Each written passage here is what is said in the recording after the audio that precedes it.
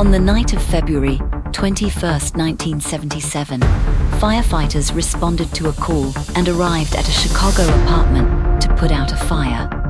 They responded that the fire was confined to the room number 15B of a certain Teresita. When they went inside to the room and got the fire under control, they were welcomed by a terrifying discovery: the burned, unclothed body of Teresita, covered up by a mattress.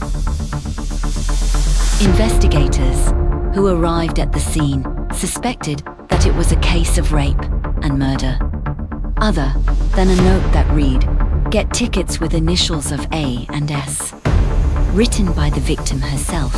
There were no other clues that would lead them to the culprit.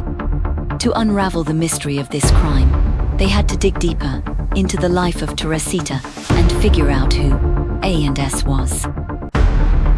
Teresita was a native of Dumaguete City in the Philippines, where she is now buried. After graduating from Assumption College in Manila, she immigrated to the US in the mid-1960s before her death. She worked as a respiratory therapist at the now-closed Edgewater Hospital in Chicago.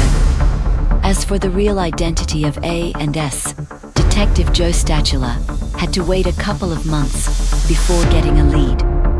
Finally, he was asked by the Evanston police to contact a certain Dr. Jose Chua to get more information about Teresita's case.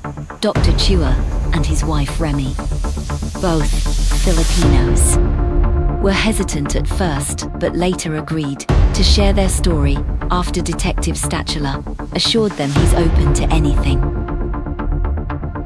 Dr. Chua claimed that his wife would go into a trance-like state and become possessed by a spirit.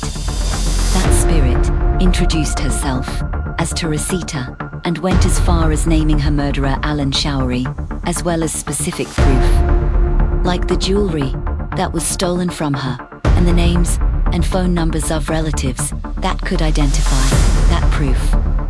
All this led to the arrest of Allan Showery, a co-worker at the same hospital as the victim and Dr. Chua's wife. The jewelry that Allan gave to his girlfriend was also positively identified as belonging to Teresita, prompting the suspect to give a full confession.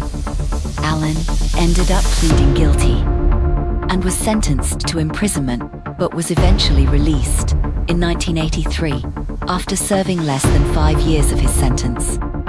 This is how Allan Showery looks like.